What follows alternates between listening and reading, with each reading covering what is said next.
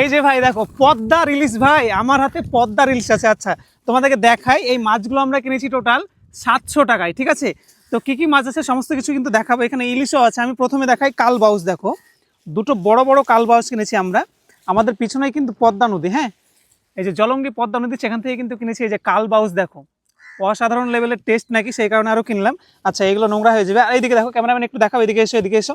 এই দেখো ইলিশটা দেখাও, এই যে এই ইলিশগুলো আর এই মাছগুলো টোটাল ক টাকায় কিনেছি জানো? টোটাল 200 টাকায় কিনেছি।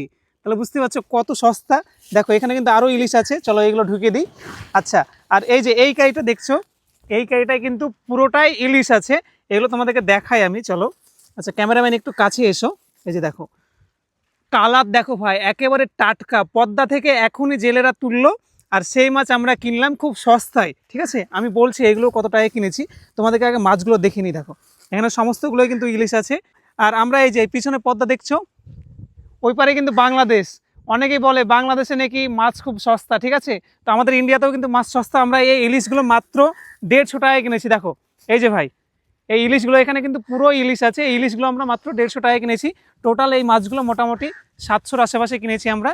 তো কেমন হয়েছে, আমরা জিতেছি না ঠকেছি, অবশ্যই তোমরা একটু কমেন্টে জানাবে।